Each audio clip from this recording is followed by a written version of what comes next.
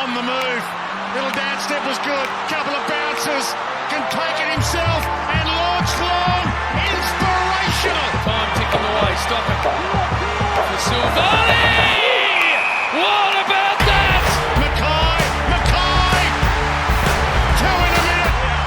And they are dancing now, the Blues. Almost Mackay. Walsh, here he is. Straightens up and has delivered. Is there nothing this young man can't do? Hello and welcome to the Navy Blue Corner. I'm Ian. I'm joined as always by my good mate Lockie. And look, we have done a lot this preseason, probably the most content and chatter I reckon we've ever done before a season. But it's time to put, our money where our mouth is and get into some predictions for the season for 2022. So Lockie, what better way to start basically than getting straight into our hot take predictions? Hit me with them. Okay, we're going to start off with a big, spicy one, so strap yourself in. Ooh. I'm going big on best clubman for this year. Oh, I like that. Think a niche award every year, so you've chosen a good one. I think it's Ed Curno's to lose this year. I think Brad's going to lose his throne from the previous year. I think with a bit more time, maybe not always playing in the ones this year, I think Ed Curno's going to really rise to the occasion and lock down best clubman. No, look, I like that one. He's one that we don't exactly know where his role is going to be this year. And both of us have said, as you mentioned, is he just going to play VFL and just do a team role wherever you need him? And that honestly is a great shout. Is there a betting market on that one? Because I reckon we find a bookmaker and get straight onto that. Okay. I'm going to start with one that, look, it might be a recycled hot take. If anyone's a long fan of the pod, I did have this one last year, and then my mate played about 2 games and it just did not happen. But Corey Durden, he's back, he's firing, he's in the best 22, and he will be our second highest goal kicker for the year. What do you make of that one? Look, it was about time. That take was on fire last year when I said I didn't even think he would see the field. It's pretty good. I think I like your chances of that. It's insane that was my hottest take last year, and now it's probably my most lukewarm to kick off this season. So I'm excited to everyone to hear some of my other ones. But Lockie, what else do you have? I'm bloody going to recycle one too. Got to run it back. Got to stand by where we were a year ago. I think this is the year that we get 3 All-Australians. Last year, I didn't even have Walsh last year. I had, I think it was Harry, Weeders, and Cripper that I thought would be the All-Australians. I think this is the year. Weeders, it's finally his time. Yeah. And even with Walshy missing some time, I think he'll have no trouble running it back. Particularly if it's only going to be 3 games that Walshy misses. There's any chance he still wins the Brownlow with only missing 3 games. It's not that much. So we'll see how he comes back. And look, I do have to say here, it's good to see that we've got plenty of fresh content and we're definitely not just rehashing the last season's predictions. This is beautiful. I should have just re-uploaded what we did last year. No one will know. So I'll jump on to my next one. I'm trying to find my least hot take so I can save a few. Okay, I just said that, but this one's probably a pretty hot take. We've seen a little bit now, so these predictions, they're a little bit easier. So my big one is that Lockie O'Brien to become what Carl Amon was at Port Adelaide last season. Straight into it. Wow. Gee, yeah. I would love to say it. Yeah, I think we've seen some positives of O'Brien so far. We know what he brings, that beautiful kick.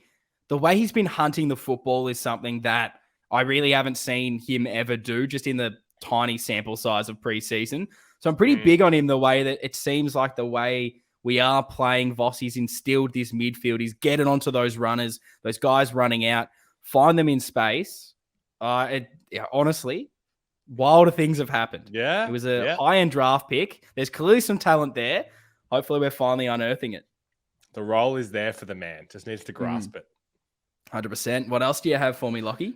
I thought this one was going to be hotter, so I went back through the history books, and it's happened a few times. Josh Kennedy about 5 years ago, the G Train, of course, in his heyday. But I think Harry is going to have no trouble going back to back with the Coleman this year. I think even with Charlie coming back, even with Durden probably kicking 50, which is what you reckon's going to happen, I think If not more. If not more, exactly.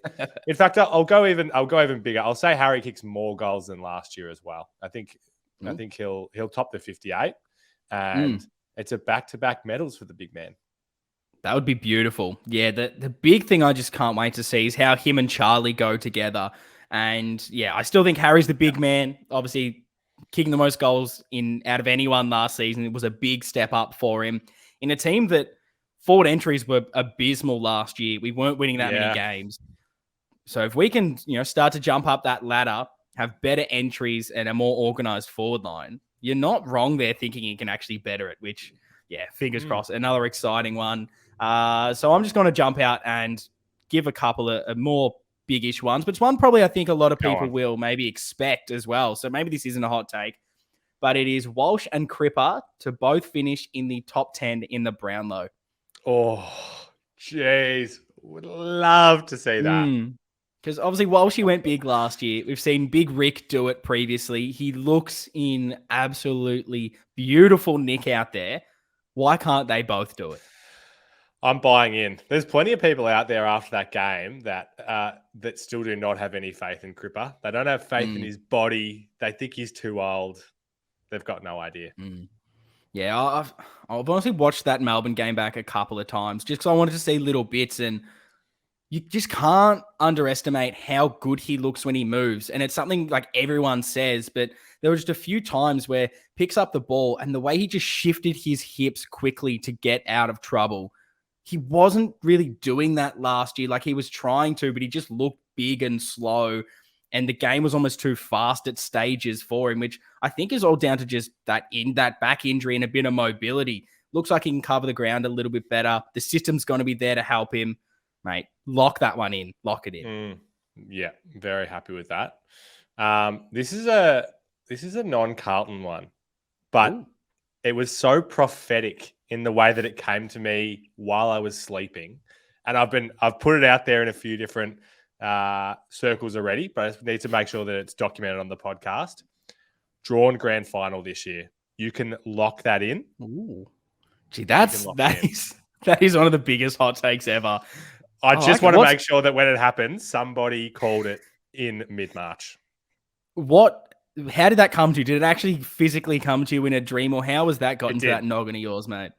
Yeah, so I was at the game, at the G. Ooh, I won't give any spoilers. Well, I don't want to give the spoiler for the grand final premier prediction later on, but yeah, there's a Stevie Milne-esque moment from that grand final from another small forward. Yeah, and then we had the extra time. Gee, you've left us on a cliffhanger. I'm very excited to call back to that one at some stage. Look, let's go hot, and that is my man Mitch McGovern makes the All-Australian 40-man squad.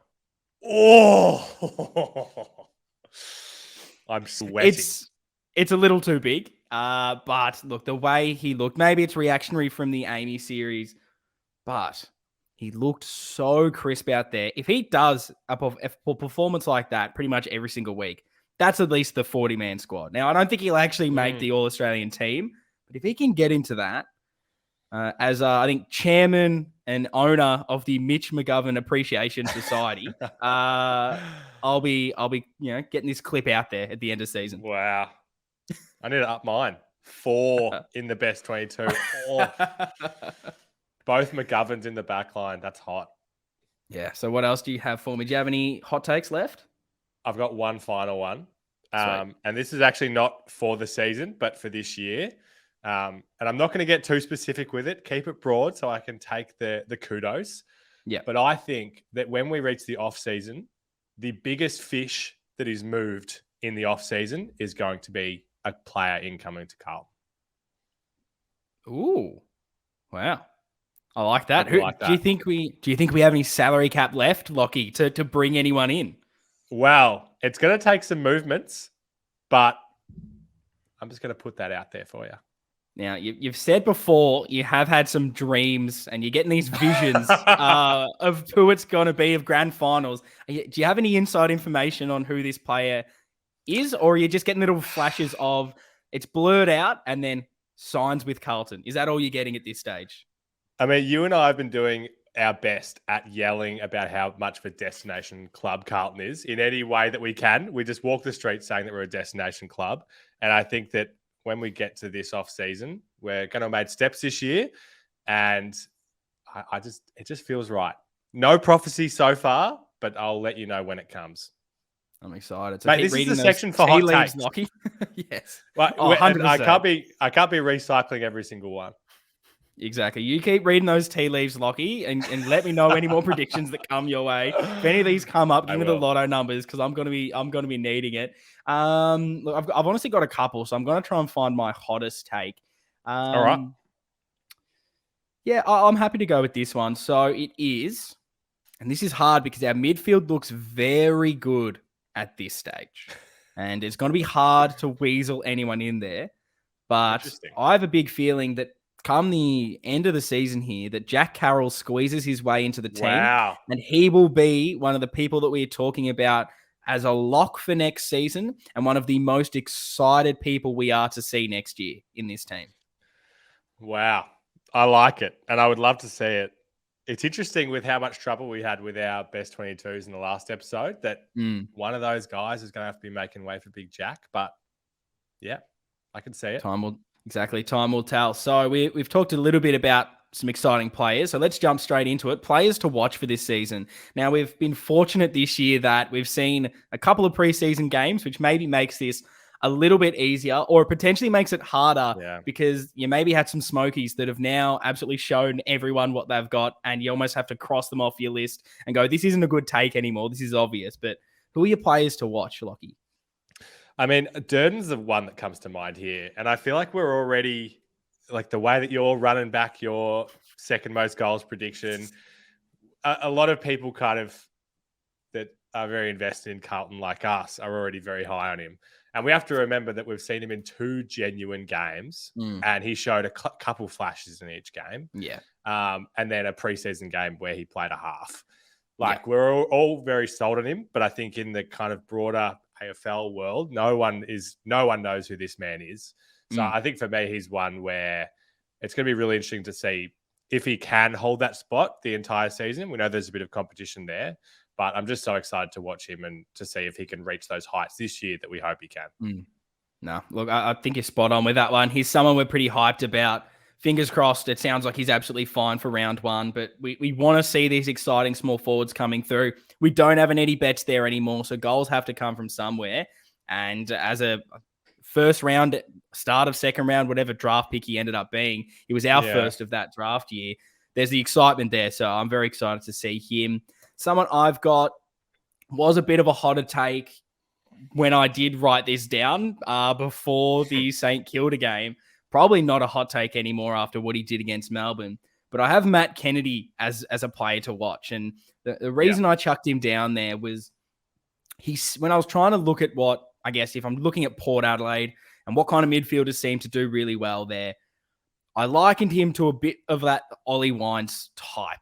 I'm not saying he's going to come out and win a Brownlow or anything like that. I don't think he's at that level. But I just felt that, strong midfielder, he can run, he can move, can take a mark. I thought he could be perfect for Michael Voss' team. And knowing we've brought in some more recruits around that midfield, I feel like it's just going to lift everyone because we're not relying on Kennedy to have to be that, number 2, number 3 midfielder. I think everyone almost has him down the pecking order behind your George Hewitt and your Chera. Some people are even saying, if Paddy Dow gets into it, is Kennedy then the first one out? So we're still not 100% sold that Kennedy is in the best 22 come the end of the year. But I have a big feeling that what we saw in that Melbourne game is definitely signs of what we're going to see in the season. I'm pretty high on what Kennedy can do this year. Yeah, wow. What a turnaround the man has had, especially in our eyes. From being right on the chopping block at one stage and now one to watch. It's great.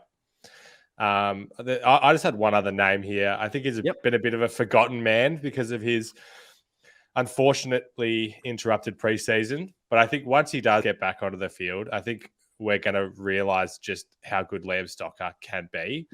Yeah. We still really just have not seen that much footy from him in his very young career. But I think the role is going to be there for him in the back line. We've already kind of spoken about how secure Plowman's role might be this year. Yep. And with some changes up in the back line, I think once he comes back, I'm just so excited to see what he can do and hopefully takes it to another level, which was already really good last year for his probably really second proper season last year. So can't wait to see him out there. Became an absolute fan favorite last year with just, it's what he brings, the intensity, the fire, everything he says off the field just seems like one of the most genuine human beings on the planet. Everyone's absolutely rooting for him. Yeah. So annoying that he got the syndesmosis injury because everyone was really excited to see him. But I agree with you. Slot straight into that best 22 whenever he's fit. Don't care where it is. He's in there somewhere. And really excited to see what he can bring after, as another cliche, another preseason, another year ready to go. I'm excited to see him. Look, I've got, I think, two more. I'll try and speed through them pretty quickly. One is Brody Kemp. I have been pretty high on this guy. Another one who suffered a few injury setbacks. We saw a little bit of him last year. We still don't know what his best position is, or at least where we're going to see him in this Michael Voss system, which is what I can't wait to find out. Are they going to have him in the defense? Are they going to have him forward? What's the role? Because he can honestly play anywhere. And I loved what I saw in that St. Kilda game where we just threw him forward and he just looked like he'd been there for a couple of seasons. It wasn't an issue.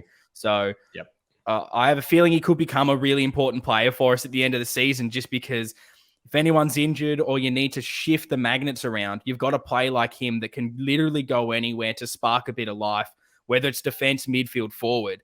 And I just don't think there's many players like that in the AFL. And anyone for his height to run through the midfield, do a blind turn, there's not many guys that can do that. So I'm pretty excited on him. Yep. And, Love it. Too easy. And probably the last one, someone I touched on one of the previous episodes, so I'll be quick with this guy, was David Cunningham. A forgotten man, has been injured. He's got that ACL he's coming back from. And look, I'm not too sure if he will break into the best 22 this year, because there's a fair few players, I guess, in his ilk. It's so hard to know what his best position is. Is it midfield, half forward? Seems like we've got a fair few of those kind of players with your Jack Martin, Fishers, and the like. But he's shown glimpses. We saw him in the midfield against Essendon a couple of years ago. Absolutely torched it. We never really saw him in there again until sort of late last season before he got injured. He seems to be that guy that when you need to, gets the ball on the wing. He was the best in our handball chains, and then all of a sudden he's kicked an important goal for us. And I reckon Vossi and the system that we're getting, that was the first name that I was thinking of when, Fisher, O'Brien, all these guys were getting the ball on the outside was, Cunningham would look beautiful doing that. He's a really good kick of the footy. He loves running into, a goal inside 50.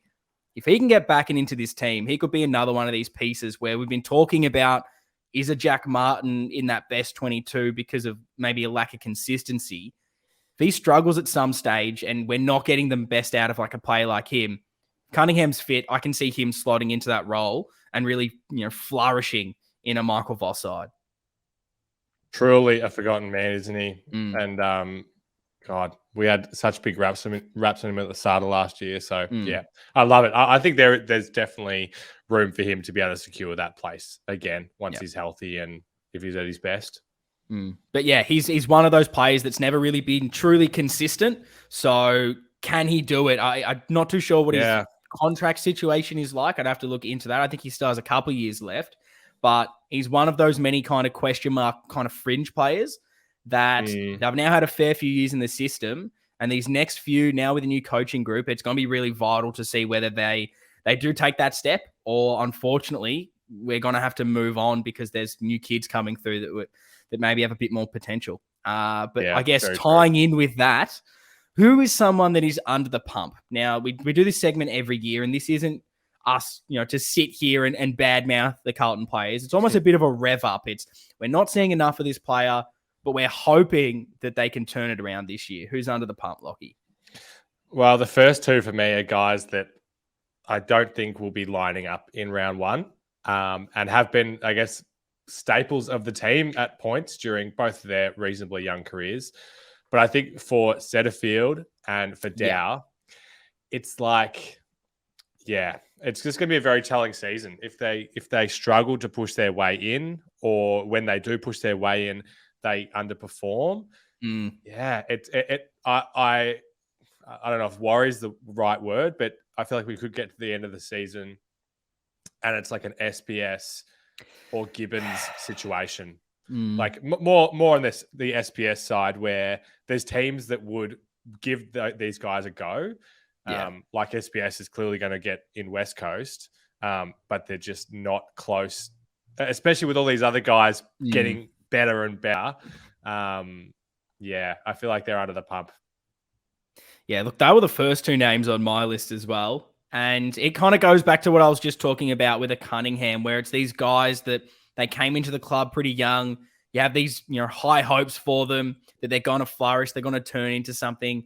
We just haven't seen it. We've seen glimpses. Setterfield has that really good season and then does nothing last year, has some injuries, struggles. Has shown a little bit in the preseason on the wing, but I guess none of us, absolutely love that role for him. And he still didn't, it wasn't amazing out there. He was fine. And there's a chance that he could grow into that role and do really good things.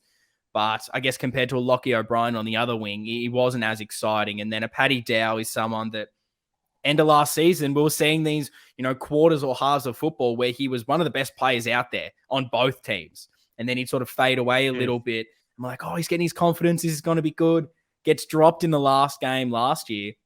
And now we haven't seen him in any preseason games and he's been fully fit. So, what happens with him is going to be interesting. I almost had in my hot takes, but I didn't want to say it because I thought it was a bit harsh. But I kind of agree with you. I can see a world where Paddy Dow's not on the list, going into next season because you have to make room somewhere. And is he someone that you can maybe get a second, third rounder for that helps boost your draft stocks if our midfield is filled out and we've got all these new players in there now? But, hopefully he can turn it around. You never know what's going to happen. But I guess at the moment it's looking pretty negative for particularly, I think, a Paddy Dow of the two of those.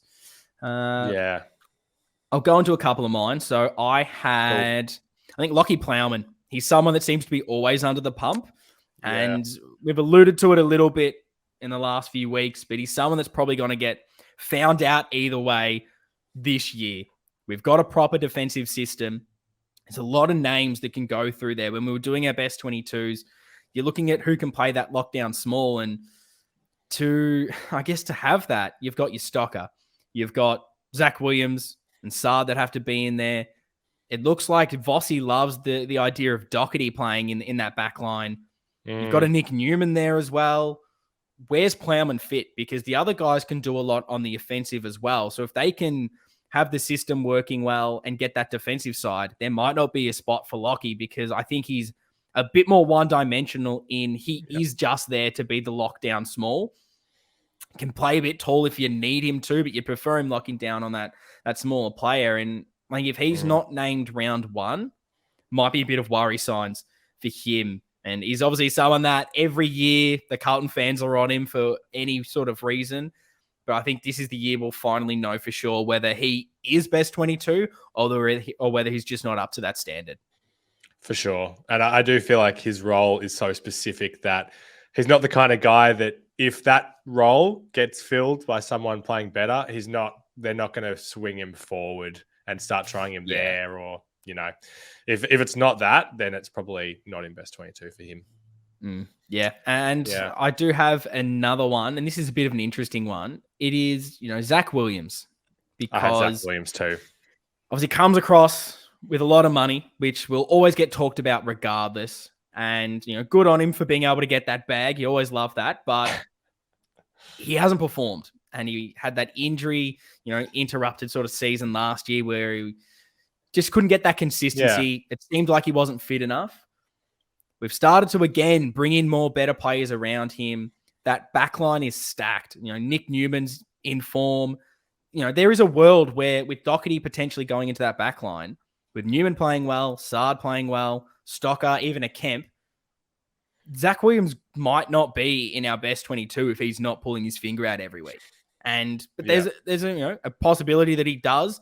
He's such a good user of the footy. He's a good player that he becomes one of our most important. It could literally go either way, and I just think this is so important with the new coaches in there trying to pick the team and the foundations to lead us forward, that we need these players to either stand up or go to the wayside. And it seems kind of maybe reactionary and a little bit weird to say, it's a make or break season for him. But I guess with the talent, it kind of is. Like, he needs to really cement his position because he's going to get first crack at it. Yeah, I had him and Jack Martin as my other two under the pump guys. More from that, kind of Carlton fan pressure approach, where we always seem to have one or two kind of scapegoat guys when things aren't going well or when we get a loss, and it's tended to be Plowman and your Dows and those guys. And if they're not in the team, people are going to look to, well, if we're not performing to our fullest, Martin was the big get in for the 2020 season, and then Williams last year. And if they're not living up to those expectations, then I think they're the ones that are going to be getting that external noise. Yeah. And it's hard because once the fans, I guess, are on you, the media are onto you, it is hard, I think, mentally to really overcome that. So it is going to be a big season. And Jack Martin's the other one where he's had another one. He just keeps getting these niggles. He sort of gets in for 3 games, hamstring or calf, he's gone for 1 or 2, and he just can't get that consistency. Even again, preseason, hasn't had that clean run. Seems like a player that needs that to get that confidence, because we know what he can do. He can kick 3 goals against Richmond in round 1 and almost win us the game. He's that kind of player. So hopefully all these guys can do it and they can prove it this season. But they're definitely under the pump. I'll go my last one, which I may have had this last year, so we're maybe recycling some more content here. But it comes again, and it's Caleb Marchbank. Now, it's an interesting way to look at the under the pump, because I'm not too sure, again, what his contract is like. I don't think he has many years left. It might actually be his last one this season. But the issue, I don't think, is necessarily talent, although we haven't seen him in a few years, so I'm not too sure where he's at when he does play. But the issue is he hasn't. And I don't know how long, if he doesn't come back from this ACL, if he, does what he did last year, unfortunately, comes back, gets another injury, out for the year, I'm not too sure how long you can persist with those kind of players just taking up a list spot, but they're never available. That's the one I'm really keen to keep an eye on, because we love the talent that we saw, and he was such a good prospect down back. Knowing we don't have Jonesy, there's a chance that, Marchbank comes back. Does he play the fullback role? Is he the gov interceptor? I honestly believe in the talent, but if he can't get his body right, then I think that's going to be the big issue for him. And who knows if he's, on the list going forward because of that. Yeah, I saw a comment from someone on one of our best 22s saying that, or asking where Marchbank was.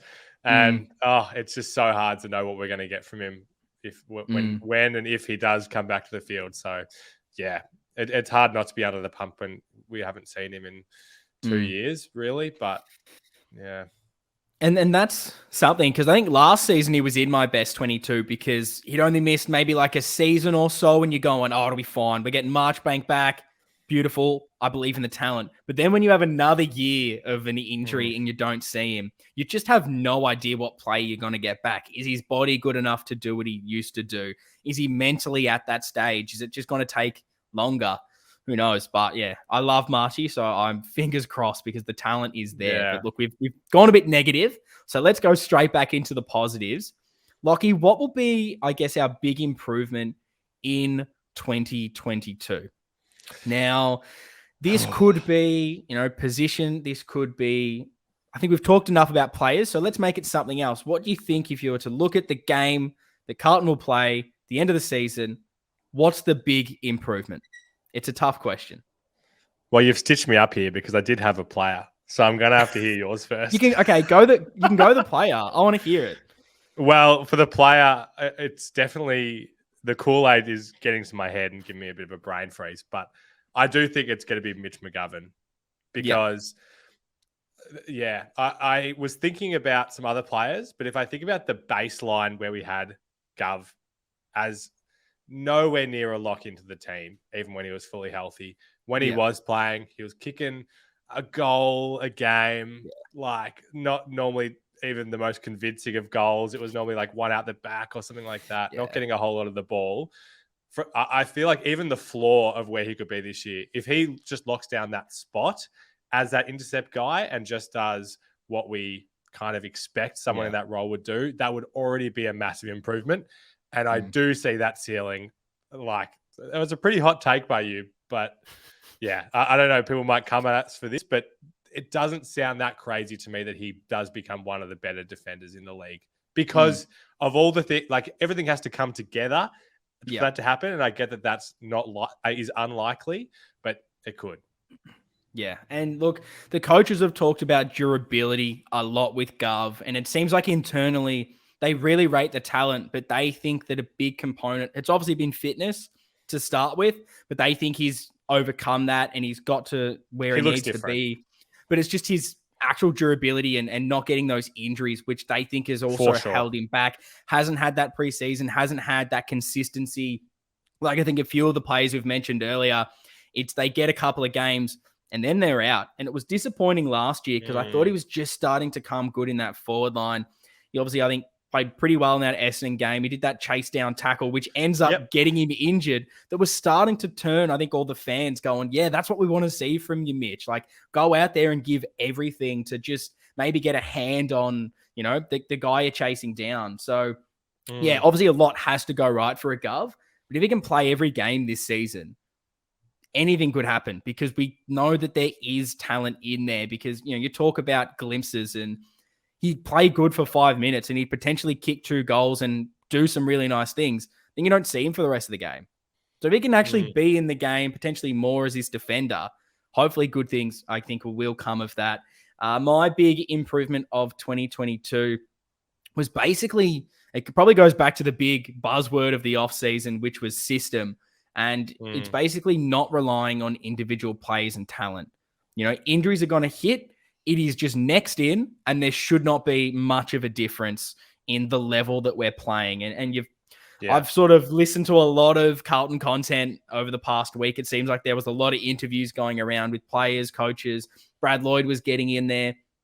And everything everyone seemed to say, particularly Harry, which I liked, was, it's not about him kicking all the goals. It's about being a better teammate and everyone working together as, cohesive unit. And that's everything I want to hear. The messaging seems to be consistent. Everyone's on the same board. And I think that's what's going to take us forward when we're not having to rely on, a bit of Sam Walsh magic to get us over the line. Everyone's pulling together. And, maybe this goes against my prediction, but if that means that a Walsh and Cripper aren't in the Brownlow contention because none of them are starring, but we're winning games and playing finals, I could not care less. Yeah. I mean, if I am to have some Carlton related dreams in the next couple of weeks, I think that's what it is. Amazing. Yeah. So let's get into a couple more of the predictions. These will come a bit quick fire now. This one's probably pretty obvious. Leading goal kicker. Yeah. I was going to try and make a gag there, but yeah, it's going to be Harry. Yeah, Harry for me. Do you have someone for second? Can I ask that question? Obviously, I'm pretty high on Durden, but do you think maybe Charlie gets back to it? Matty Owies, is he in your sights? Yeah, for me, I think it is going to be Charlie. I think as long as he can keep his health right, I think he's a lock for me to do that. But I do think it'll be Durds as well. We'll be up there at third for me. Beautiful. And now the best and fairest. Who takes home the John Nichols medal come the end of the season? Yeah, I think it's Jacob's year for me. I think the Walsh being out for a little bit takes that into consideration, but then also just the new way the backline's going to structure. I think it's going to be Weeder's year to shine even more. Yeah, it's interesting. I had Wiedering originally, and the last 2 games have swayed me maybe into thinking that because the defense is hopefully going to be a bit better and everyone's going to be playing their role, that maybe we're not seeing the heroics from Jacob Wiedering because we just don't need it. And so I've snubbed him. I've taken it off him, and I've definitely got some recency bias, but I'm all on that Rick train after what I saw. I just have this feeling that he's going to be back to his best, and with maybe Walsh missing a couple of games, I think he'll just pip him at the line. I love it. Let's go into most improved. Now, you may have already answered this one, but who is that one player that you think will win our most improved award come the end of the season? Yeah, I think it will. I just think it has to be Gov. And like I said, I think it's not even about him becoming one of the best defenders in the league. If he was to do that, I don't think that's the most likely. But even if he just becomes, all right, we know that our backline is where's at fullback and Gov is being that intercept guy. That is already a huge improvement for where he was. Where a year ago we were like, is he even going to be on the list? Like, where does he fit? Yeah. No, it's a good one. And I've gone someone different, which is good. We can have a bit of a debate. I've gone Lockie O'Brien because of everything we've seen in the preseason. He's someone much like a Gov that a big section of the fans, particularly the vocal ones on social media, seem to just pile on a Lockie O'Brien. And everything I said earlier, just copy paste that into this section. I just think he's going to be so good on the outside, finally playing a role, utilizing the wingers how they should be played. I can see a really big season from him, and because of everyone shitting on him for the last few seasons, and him now being one of our better players in that midfield and winning a lot of the ball, I think everyone's going to come the end of the season and go, wow, I didn't expect that from Lockie O'Brien. I had him traded or delisted, and now he's locked in every single week. Yeah, I think it's a good call. AFLtables.com have that he's had 3 games in his career with 20 or more touches. So I think that's a big opportunity for him to start getting his hands on the ball more like he was in that preseason game, and he can take that leap. Easy. So we'll get into a couple of non-Carlton related ones, or maybe there is a couple that maybe Carlton related if you look at it in another way. But let's go Brownlow. Who's winning it this season? I like that. So for me, if I'm putting my cash down on it, I think it's going to be Petrarca is where I would go. But then I'm going to put the big Smoky out there. Your man. I feel like he's your man. I feel like I hear. Yeah, he's definitely. I'll claim him as my man if he wins the Brownlow as well.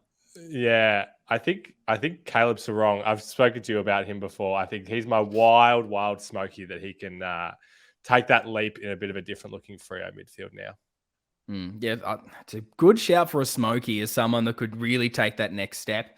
But yeah, I don't want to talk too much about other non-related Carlton players, but I think, Petrarca, I mean, everything he did last season, if he takes a bit more of a step, Melbourne, they're now known as a really good team. I feel like umpires tend to favor those guys after they've had those couple of seasons. Wouldn't surprise me. You've heard me go big about this man early in the preseason off pod. And if I had to put my money on someone, look, it would have been Sam Walsh, but knowing he's missing a couple of rounds worries me. So I've gone to basically the default winner because Walshy misses, and that is Jack Steele. Absolute superstar of the game. No one's really going to take votes off him at the Sainers. Will they win enough games for him? Maybe not, but they have a really hot run if anyone, plays Supercoach or Fantasy early on in the season. And I just think that he's going to be taking all those threes in those first few weeks. And then that will just, give him that platform for the rest of the season. Yeah, it's a good one. I back it. And okay, now you've spruiked this up earlier in this episode about this premiership dream you've had where it's a draw. Now I need to see who's playing off, what happens, run me through it, and then who ends up taking the chocolates at the end. The disappointing thing is I don't know what happens after the draw takes place, except for the fact that I know that it's Brisbane that are going to win the premiership, defeating Melbourne. Okay. There was this is a couple weeks ago, but some Charlie Cameron controversy where there's like a reversal of a free kick. That's what's coming to me. But anyway, it's going to be Brisbane in the end. Well, that's exciting. If this happens, now we will come back to this. If they're playing off in the grand final for starters, we're going to have a whole episode on trying to remember what happened in that grand final, because we may need to find out. But yeah, that's a big one. I like it. I've gone the doggies. to win. Not bad.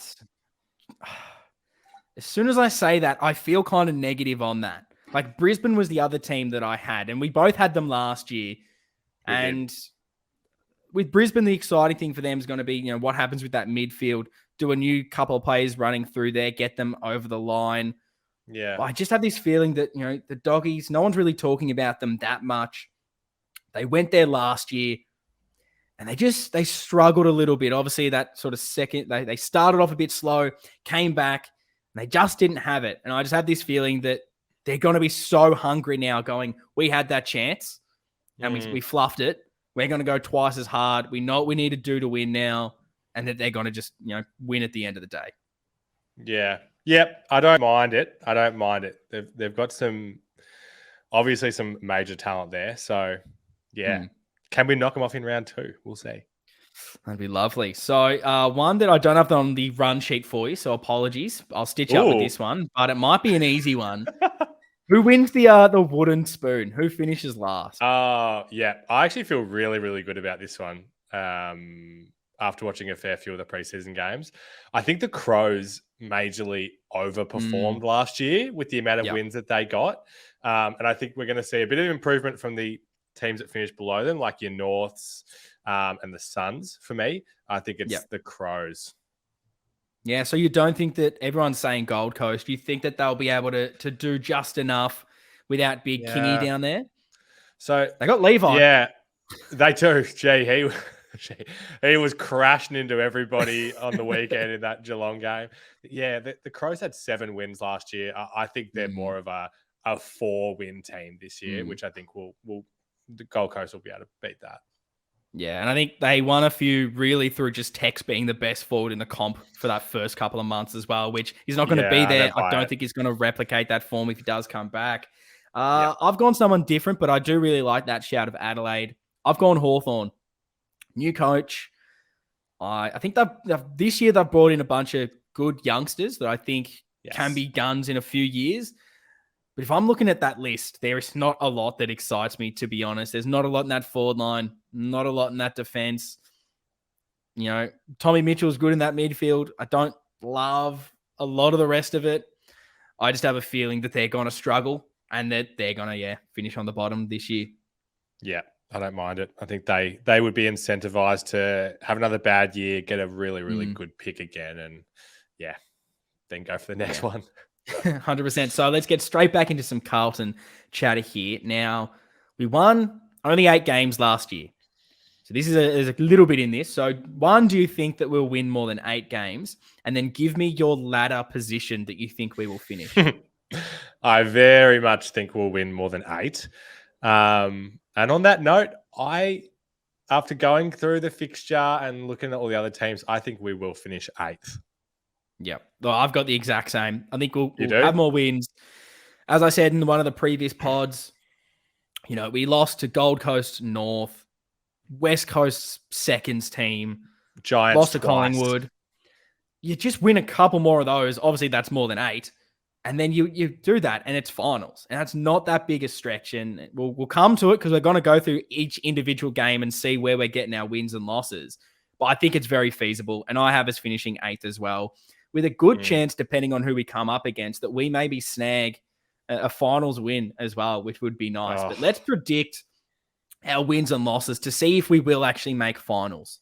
And we'll see how many wins and losses we both have at the end of this one. So round 1, Richmond, win or loss? Yeah, that's a win. Beautiful. I've got a win as well for that one. Coming in hot. Okay, Doggies, round 2. Yeah, I'm happy to put that one down as an L.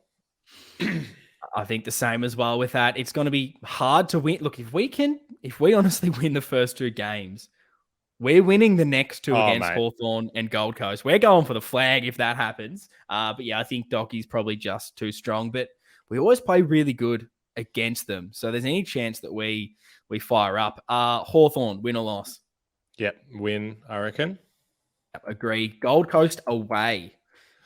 Yeah, I've put this one down as a loss to play the conservative game. And I just don't think we're going to go through a season without going from like all those losses that you just mentioned. Yeah. I think it would be unrealistic to say we won't do that at all this year. Yeah, that's fair. I think there is going to be some level of we want us to be really good, but I feel like this is I hate to say it, but like we're going to need some patience because I think this is a bit of a transitional year where we may just miss finals because we're still not 100% there yet.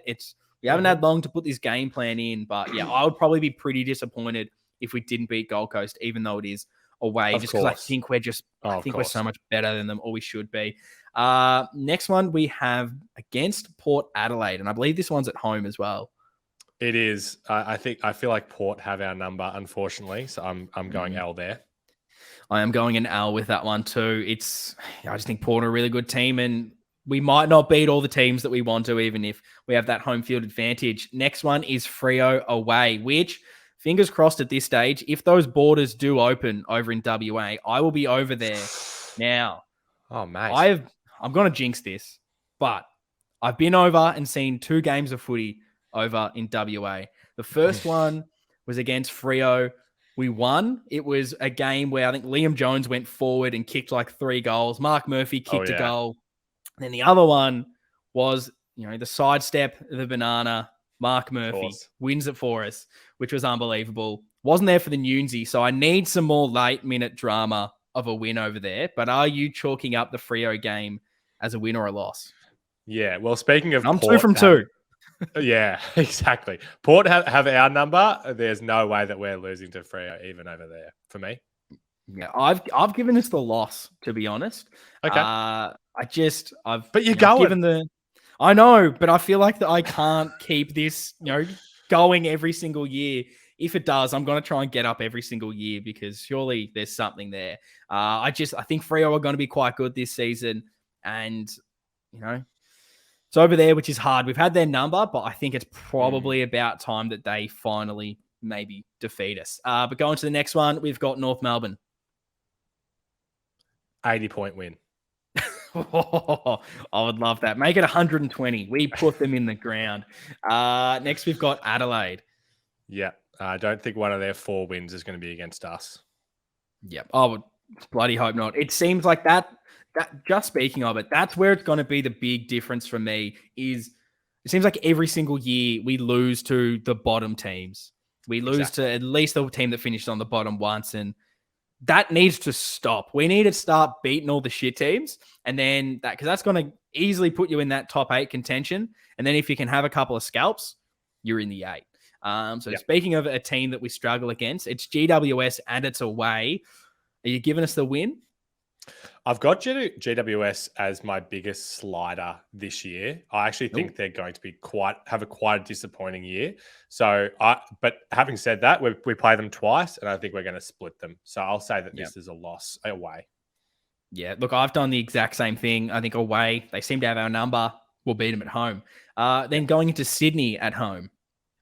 Yeah, I think I've put that one down as an L as well. I think Sydney again is going to be a strong team. Try to have my realistic cap on as well. Yeah, I've done the exact same thing. I think they're a good team. You have to lose some of them. I'm happy to lose that one, but I'm not happy to lose the next one. It's Collingwood. Are we getting the win? Win. Definitely. And then we have a bye, and then we go to Essendon. Win. Another win. Beautiful. We're on the same page. Now we play Richmond, another team we play twice. We've said we're beating them round 1, which realistically means we beat them again. Do you have another dub? Yeah, no, I have put an L for this one. I think it seems too good to be true that we could just rip off 2 wins against them for me. Even though I don't see them as a top 8 team. Yeah, I've got the loss as well, and which probably gets me to another bit of a question I'd love to ask is, okay, season prediction. If we lose the first 2 games of the season, we lose to Richmond, lose to the Dockies, are you worried?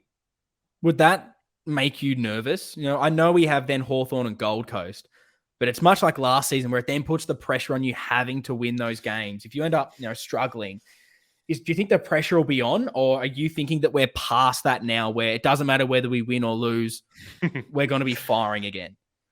What the realistic outcome and how I'll be feeling are probably very different. Because if they kick the first goal in round 1, I'm going to be worried. Yeah, I think. Look, I think the Bulldogs game we shouldn't be.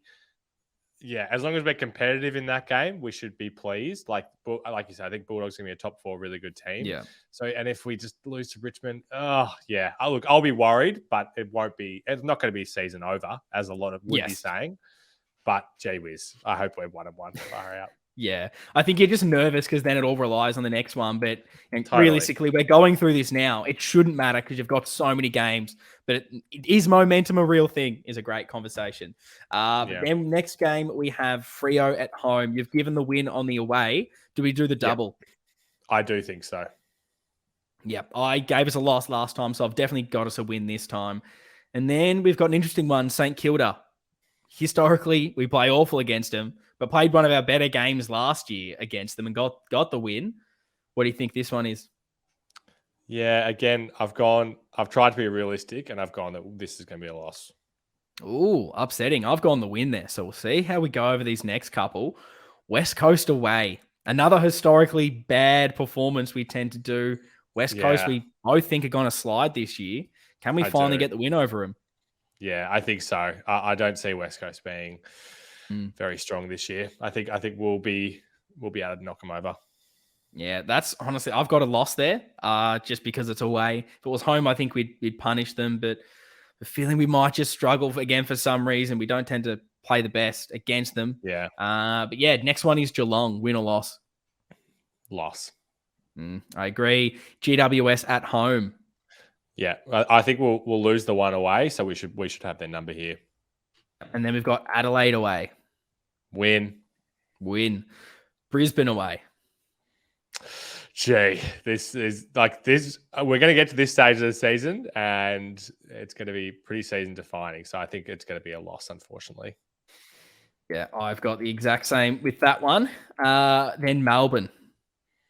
Yeah, I mean, it's an interesting last 3 games, I guess. It's gonna really make or break where we end up finishing on the ladder, and we're gonna play some high end talent and some low. So I think it'll be a loss with Melbourne. I agree, and it's probably not the ideal run into finals. You know, playing your Geelong, GWS, Adelaide, Brisbane, Melbourne, and we've also got Collingwood, but a lot of pressure. We've really got to be good early and in that middle chunk where we're seeing quite a lot of wins, because those last ones are going to be tough. But, if we win those, then surely that definitely cements us. It's a great challenge. And then last one, Collingwood. Where do you see it? Dub. Yep, I'm the exact same, which, if I can do my quick calculations here, 1, 2, 3, 4, 5, I think we've got 6, the same outcome. 7, 8, 9, 10, 11, 12. We both have 12 wins, even though they're not the exact same order, which is great, which, again, historically, puts us in finals, which is beautiful, gets us in the 8, or at least, if we get 12 wins and don't make finals, gee, I'll cop that. I'll be like, wow, someone else has been incredible and just taken it. So, yeah, look, let us know how many wins you think we'll get. If you're listening on, Spotify, Apple Podcasts, just, message us on any of the socials, literally just reply and let us know. But if you're watching this on YouTube, chuck it in the comments. We want to interact them all in there. So, honestly, for all these categories, I want to see every single one. I want to see an answer for every single one of them, because we want to start, interacting with you guys a bit more. And yeah, so let us know how many wins we're getting and who they're against, because that's always the fun part. But we have decided to do something a bit different. I know this episode's gone a bit long, but, strap yourself in because it's going longer. We've tried to come up with something, a bit of a wager, basically, to make this a little bit more interesting this year, to maybe try and get a few more players involved every single week. So I've tried to make this game here, and it's a little bit convoluted, but I'll try to explain it as simply as possible. Now, basically, a few players will get selected for both of us. So I'll have 6 players. Lockie will have 6 players. And you will get a point per goal, per disposal, and a point per vote in the best and fairest. And at the end of the season, we'll tally it all up and see who wins. Now, the big thing with this is we're going to need your guys' help, because we have not come up with either a prize for the winner, or what I'm probably wanting is a punishment for the loser. So look, we've got all season to come up with this. We need your help if you've got any ideas. We want it to make it nice and fun. But yeah, we've basically got some pools of players to be selected. And the fun thing here is it's basically going to be randomized except for one player. So we don't get to choose these guys. And all season, we have to be cheering them on because we need them to hopefully make us avoid this punishment. So to get this started, we are going with one of the greatest things here. Let me get this up for you. If you're listening, apologies. Jump over straight away to the YouTube because we've got some incredible stuff going on. We've got the big wheel out, the randomized wheel to see. We'll start to see who goes first. Now, big shout out here to the rising stars there on the left hand side. Clearly, the sponsor of the pod this week. I'm expecting that check in the mail there. So here we go. This is to see who goes first. Let's spin it. Spin that wheel, Lockie. Who gets it? Come on. Clutch. Yeah, damn. That is a... no! Got him at the end. Oh. That is one of the greatest. A right ass there. That is one of the greatest. Oh, I love that. Oh, out of nowhere, he's come from behind Stephen Bradbury to go first to select his player. So the first players are Durden and Owies in that forward line. One of us will get them. I get to go first with my wheel spin. Yeah. I don't know who I want out of these two. I mean, I've talked up Durden. So hopefully, let's give it a go. Let's give it a spin. Let's see who we get. As we said, it is goals, disposals. Oh, they're going to do me here. Nah, beautiful. You got your man. I've got Corey Durden, which means you have Matty Owies, which is very, very exciting. Now, apologies. I'm going to have to go back. This is absolutely great content. I'm going to have to go back to my spreadsheet because I've forgotten all the players that are in these pools. Silvani, Fisher, and Martin. Here we go. Silvani, Fish, and Martin. Here we go. 3. Now, I get to go first again because I have won the spin. Unless you want to do a spin every time, Lockie, up to you. Here we go. I'm more than happy for you to take it, mate. Easy. My selection here out of the 3. So one of these players doesn't get used, and we've had some talk about, well, hang on. I've got Jackie Boy. Oh. Martin, that'll be an interesting one. Probably the one I didn't want out of those two. I'll be honest. I've done well here. I thought maybe you may have rigged this in some way, but now it looks like you haven't. So I actually wrote the code to this website. So here we go. Lockie gets this selection. He either gets JSOS or Fish, which I think is a win-win. And I'm very happy with that. He gets JSOS. That's a big one. As we sort of said, basically with this, we do have obviously a player there that misses out, Fisher. He's going to be on injury reserve. We've had a bit of debate about this. If a player is out for the season, we're not having a 1 to 2 week injury, but they're gone for the year. And I think we've both decided that it's by the bye they have to be injured.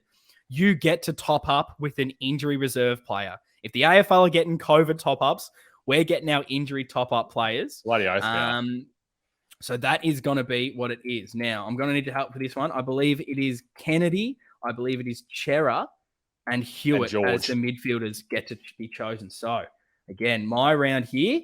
Let's see who are you looking for here. Who are you wanting? Come on, put it out there. I think I want Chera. Come on. You bastard. And he gets it. That is beautiful. Cue the celebration on that one. Thank you. Nice and delayed. The wheel's doing wonders for us. Fair. Who do you want out of these two, Lockie? Again, I'd be happy with either. But hopefully George. And it's Bam. You got Kennedy. Cool. No worries. It's his year. He's your man to watch. Oh, 100%. I like that. It works well. So I think, honestly, these are pretty even at the moment, which is what we've tried to do. We've tried to select players that, they're very similar stats-wise and where they should fit. Yeah. So hopefully it comes down to it. Lockie, who do I have in the next category here? So we've got 4 defenders: Sard, Williams, Newman, and Doc. And Newman, here we go. Who do I want out of these? I think I want Sardi. I think he's Sardi just because I don't 100% know where Doc is, but I won't be unhappy. Let's see if I can rig it one more time and get Big Sard. Doesn't look like it. There it is. I've got my man. There he is, Nick Newman, the guy who I said Nick last week, Newman. if you were listening, isn't he my best 22? So it's come back to haunt me. 0 every week. Here you go. Who do you want out of the 3, Lockie? I do want Sardi, but I'll be happy with all of them. I love everyone. Big dog. Yeah, I love that. Sam, Doc, on my squad. Mate, we should have set the punishment before this, because you're not going to want a very big punishment, because I'm the clear front runner right now. Gee, those are some big words. And this is the fun thing. Every single week, I'm going to be talking up my players. Lockie's going to be talking up his. I don't care if Matt always kicks 10 goals. Not good enough. My man Durden needs more chat that week. 0 votes. Now, this is going to be the fun one. We've got McDonald and we've got Big Gov. So... Who do you want? Two of the most premium players, I think, on our list at the moment. Look, I think from what we've seen, I probably want Gov. You want the All-Australian? He might just get a few more disposals. But yes. I love me Goat Mac, and so I'm not unhappy with getting Big Goat over there. Oh, give me Which Mitchell. Means you get Gov. Now, we've loved the wheel. Big thanks again to Collegiate Rising Stars for the sponsor on this one. But this is where the wheel is gone. And we have one selection left each. This is where the fun comes into it. Everything's been randomized at this stage. But we've decided to throw in the wild card. Because why not? Let's make this super exciting. Dun, dun, dun. Now, there is a list of players here that we get to choose from. We don't get to get the superstars. So if you're saying, why aren't you picking Sammy Walsh in this? Why aren't you getting Cripper? He's not available. There is a small list here, and I will run through all of them, speed here, because there's a lot of them. Because we wanted to make this fun where we're getting players that maybe are fringe players to support. So it is Dow, O'Brien, Setterfield, Plowman, Stocker, Kemp, Fogarty, DeConing, Big Pitt, Motlop, Carroll, Marchie, Cunningham, Ed Kerno, Willow, Nunes, Philp, Boyd, Cottrell. So, fair few names there. Bang. You get to actually choose now. So remember, it's for goals, BNF votes, and disposals. Oh, I have the first pick. I forgot I had the first pick. I was about to throw to you here. Look, not a lot of these guys, I think, will be kicking a lot of goals. There seems to be quite a lot of defenders there. So I'm going to rule that out. I'm going to look for disposals and BNF votes. Now, there's probably 2 that really stick out to me. It's O'Brien and Stocker are probably the 2 big ones. I feel like I know who Lockie wants to go. And so I'm going to take him because I know that that's what Lockie wants. And he's my man. So I'm going to go Liam Stocker because I get to choose. Mate, I don't know what type of mind games I've done to you there, but you have. I've stitched you. You wanted Lob, didn't you? I wanted Lob all day. Oh, this is going to be interesting. So, when you said it was your pick, I was almost like, oh, do we go back to the wheel to see who goes first? Because I'm like, Lob's going to be off the table. So I'm very happy with that. No, I reckon Stocker's going to come through. He'll get all the BNF votes and he'll do it for me. So to run through the players that we have, I've got Durden, Martin, Chera, Newman, Goatmac, and Stocker. Lockie has always JSOS, Kennedy, Doherty, Gov, and O'Brien. So I reckon just hand me the trophy right now, mate. I'm pretty happy with that. I'm so sorry, mate. You've spun first every time, including the wild card, and you're still taking that L. That's okay. Yeah. Well, we'll see. But again, let us know in the comments. We need a punishment for the loser, Lockie, because the pressure is going to be on with this one. This is going to be chatted about every week. So yeah, we're very excited about this one. Yeah, I'm keen. I want those suggestions this week, people, because I want this locked in at round 1 time. Because I don't want Ian down by 300 points in round 3 going, oh, a little slap on the wrist. Oh, I'll buy you a pint or something like that. No. Yeah. No, but definitely leave them below. Leave all your predictions that you have for this episode down in the comments. If you're listening on, Apple Podcasts, leave us a review. You can actually type one up. We've got a couple of nice ones there. But if you write something nice, we will read it out on the pod. And now I did mention that Spotify give us 5 stars. And I have to say, the people have listened. we've got a fair few 5 stars on there. So Right. good to see you guys are listening.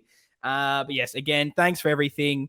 We've got more content coming up before round 1. We'll have reviews of every single episode. But this one is done for 2022. Predictions are locked in. We'll be revisiting this come season end. See you guys next time.